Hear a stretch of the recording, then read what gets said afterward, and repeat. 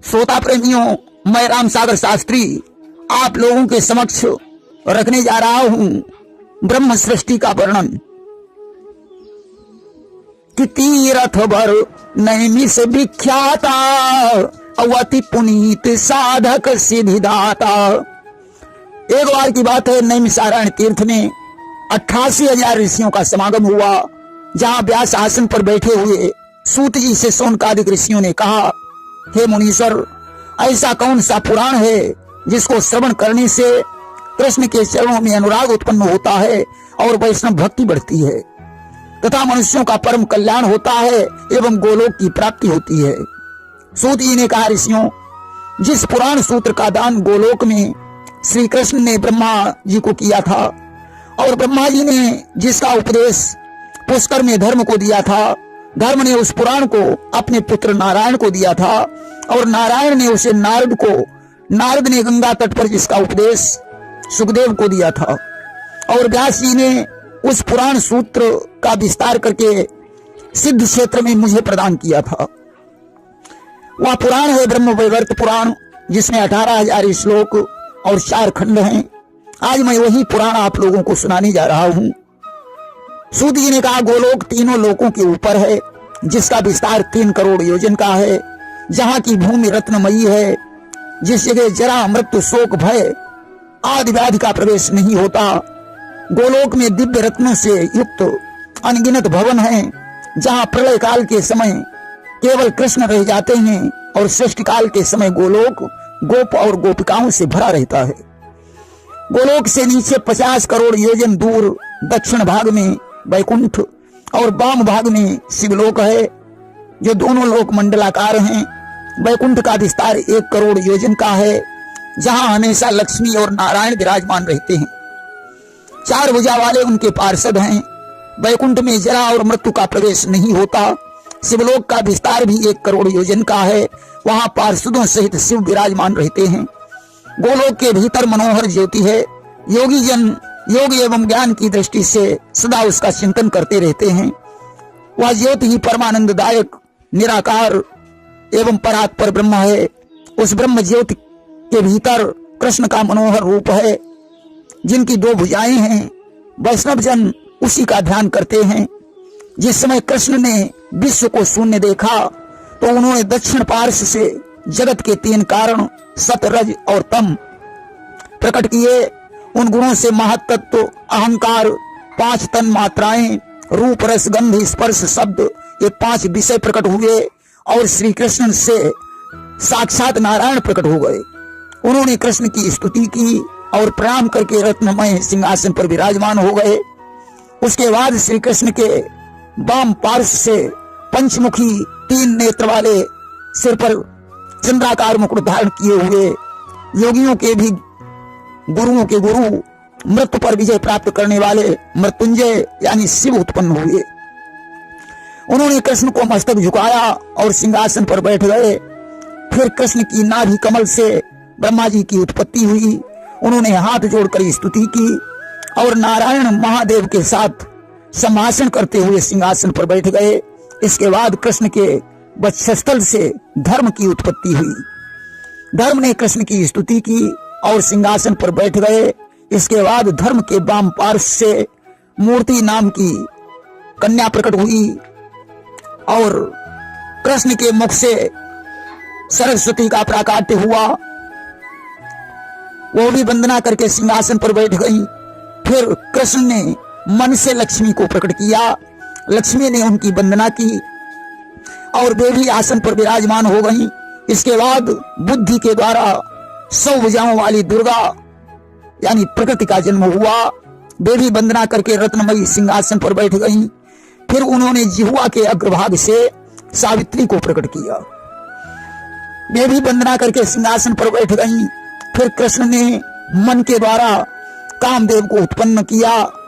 कामदेव के वाम पार्श्व से रति का जन्म हुआ।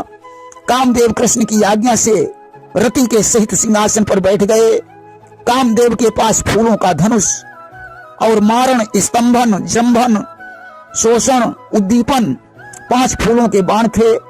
उसने अपने 5 बाण चलाए जिससे ब्रह्मा जी कामातुर हो गए और उनका शुक्र स्खलित हो गया, जिसमें लपटें उठने लगी। कृष्ण ने उसे शांत करने के लिए जल की रचना की। वे निश्वास द्वारा जल की एक एक बूंद गिराने लगे। धीरे धीरे जल ने सारे विश्व को आप्लावित कर दिया। लपटें शांत हो गईं और एक पुरुष अग्नि का प्रादुर्भाव हुआ तथा जल से एक पुरुष वरुण की उत्पत्ति हुई। अग्नि के वाम पार्श्व से स्वाहा का और वरुण के वाम पार्श्व से वारुणिनी यानी वारुणानी का जन्म हुआ तथा कृष्ण की निश्वास से वायु का प्रादुर्भाव हुआ। वायु के वाम पार्श्व से वायवी की उत्पत्ति हुई। तत्पश्चात कृष्ण का शुक्र जल में गिरा और 1000 वर्ष के पश्चात वह अंडे के रूप में परिणित हो गया, जिससे महान विराट पुरुष की उत्पत्ति हुई जो संपूर्ण विश्व का आधार है। उन्हीं को महाविष्णु के नाम से जाना जाता है। वही महाअरण्य में शयन करने लगे। उनके कानों के मल से मधु और कैटभ 2 दैत्य उत्पन्न हो गए। वे ब्रह्मा जी को मारने दौड़े। नारायण ने जिन्हें अपनी जंघा पर लिटाकर चक्र से शीश काट दिया, उनके मैदा के ढेर से मेदिनी नामक पृथ्वी की उत्पत्ति हुई। मेदिनी की अधिष्ठात्री देवी वसुंधरा मानी जाती है। ये ब्रह्म कल्प की बात है। बराह कल्प में जल में डूबी हुई पृथ्वी को विष्णु जी रसातल से लाए और सृष्टि की रचना की। पाद्म कल्प में ब्रह्मा ने विष्णु की नाभि कमल पर सृष्टि का निर्माण किया। उन्होंने तीनों लोकों की रचना की। इस प्रकार ब्रह्म, वराह और पाद्म ये तीनों महाकल्प कहे गए हैं। देखिए, सबकी सृष्टि करने के पश्चात कृष्ण उन्हें साथ में लेकर रासमंडल में लाए, जहाँ रमणीय कमल वृक्षों के बीच में मनोहर रासमंडल था। वहाँ करोड़ों मंडप थे। वहीं मंडपों में कृष्ण ठहर गए। उनके वाम पार्श्व से एक कन्या प्रकट हुई। वह कृष्ण के सहित सिंहासन पर बैठ गई। उसके रोम रोम से गोपांगनाओं का जन्म हुआ।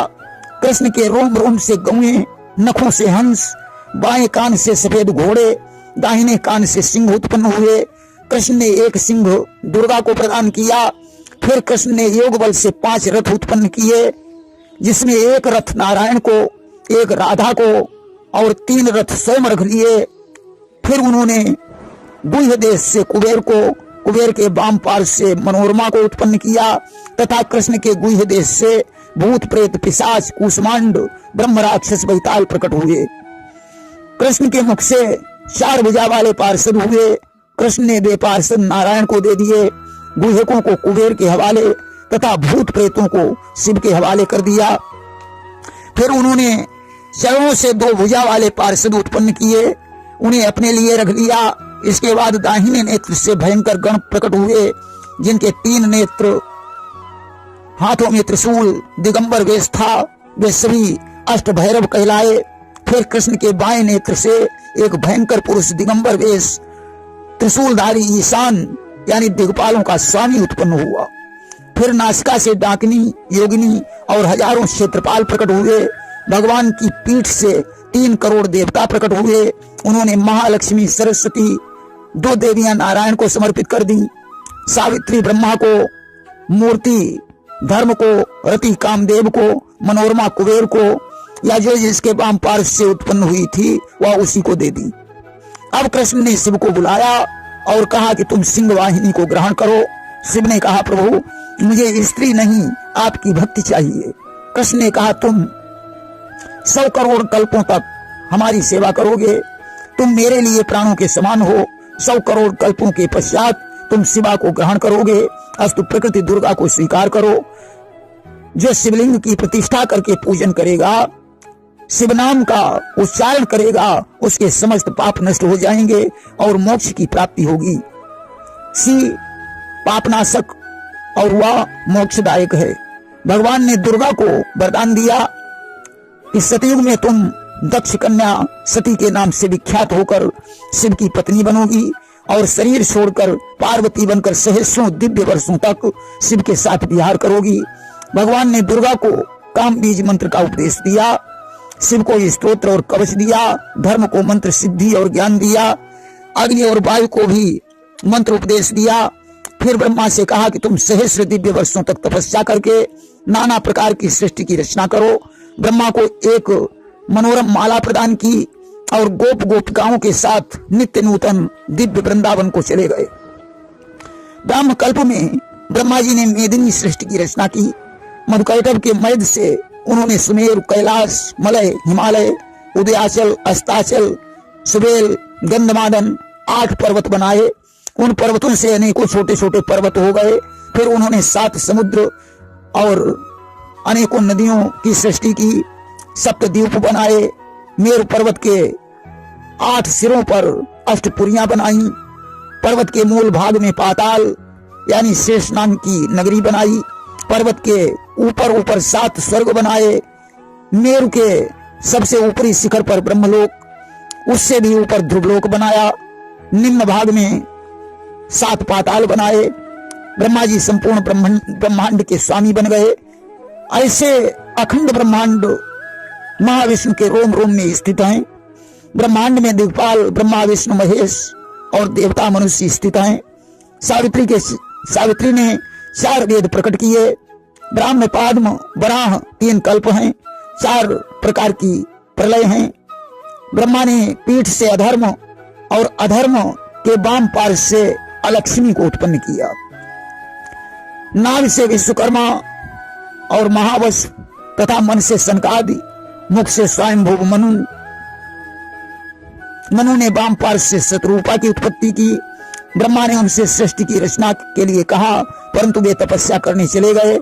आज तो ब्रह्मा के क्रोध से उनके ललाट द्वारा 11 रुद्र उत्पन्न हुए। अब ब्रह्मा ने दाएं कान से पुलस्त, बाएं कान से पुलह, दाहिने कान से अत्रि, बाएं कान से क्रतु, मुख से अंगिरा एवं रुचि को, वाम पार्श्व से भृगु को, दक्षिण पार्श्व से दक्ष को, छाया से करदम को, कंठ से नारद को, स्कंद से मरीच को, रसना से वशिष्ठ को उत्पन्न किया। अधर से प्रचेता को उत्पन्न किया और नारद से विवाह करने को कहा। उन्होंने इनकार कर दिया। ब्रह्मा ने उपवहन गंधर्व के बाद शूद्र होने का श्राप दे दिया। नारद को छोड़कर सभी ने सृष्टि की। मरीच के मन से कश्यप, अत्रि के नेत्र से चंद्रमा की उत्पत्ति हुई, प्रचेता के मन से गौतम, मित्रा वरुण से पुलस्त, मनु और शत्रुपा से 2 पुत्र 3 कन्याएं हुई। पुत्रों में प्रियव्रत और उत्तानपाद तथा पुत्रियों में आकुति, प्रसूति और देवहूति का नाम आता है। आकुति का विवाह रुचि से, प्रसूति का दक्ष से, देवहूति का विवाह करदम ऋषि से हुआ। दक्ष की 60 कन्याएं थीं, जिनमें उन्होंने 8 धर्म को, 11 रुद्रों को, सती शिव को, 13 कश्यप को तथा 27 पुत्रियां चंद्रमा को दे दी। धर्म की पत्नी शांति से संतोष, पुष्टि से महान, धृति से धैर्य, तुष्टि से हर्ष और दर्प, क्षमा से सहिष्णु, श्रद्धा से धार्मिक, मति से ज्ञान, स्मृति से महान जाति स्मर का और मूर्ति से नर नारायण आदि पुत्रों का जन्म हुआ। रुद्र पत्नियों से भी बहुत से पुत्र हुए। कश्यप की पत्नी अदिति से इंद्र आदि 12 आदित्य और वामन का जन्म हुआ। इंद्र की पत्नी शची से जयंत, सूर्य की पत्नी जो विश्वकर्मा की पुत्री थी जिसका नाम सवर्णा था, उससे शनि, यम और कालिंदी का जन्म हुआ। वामन के वीर से पृथ्वी के गर्भ द्वारा मंगल का जन्म हुआ। मंगल की पत्नी मेधा से घंटेश्वर और व्रणदाता का जन्म हुआ। कश्यप की पत्नी दिति से हिरण्यकश्यप, हिरण्याक्ष और सिंहिका जो राहु की माता है उसका जन्म हुआ। सिंहिका को निर्यति नाम से भी जाना जाता है। प्रहलाद पुत्र विरोचन से बलि, बलि से बाणासुर तथा कश्यप की पत्नी कद्रु से अनंत, वासुकी, कालिय, धनंजय, करकोटक, तक्षक, पद्म, एरावत, महापद्म, शंकु, शंख, संवरण, धृतराष्ट्र, दुर्धर्ष, दुर्जय, दुर्मुख, बल, गोक्ष, गोमुख, विरूप आदि नागों की उत्पत्ति हुई। कद्रू की कन्या मनसा देवी जो लक्ष्मी के अंश से प्रकट हुई थी, जिन्हें जरत्कारु भी कहा जाता है, इनका विवाह जरत्कारु से हुआ, जिससे आस्तिक का जन्म हुआ। कश्यप की पत्नी बिनता से गरुण और अरुण की उत्पत्ति हुई। दक्ष के श्राप से जब चंद्रमा समुद्र में पड़ा रहा तो समुद्र मंथन के पश्चात निकलकर वह शिव की शरण में चला गया। शिव ने उसे अपने मस्तक पर धारण कर श्राप मुक्त कर दिया। इधर दक्ष की पुत्रियां चंद्रमा के बगैर दुखी थीं। अस्तु दक्ष ने जाकर शिव से उसे मांगा। शिव ने कहा, मैं शरणागत को नहीं ठुकरा सकता हूं। असमंजस में पड़कर शिव ने विष्णु का ध्यान किया।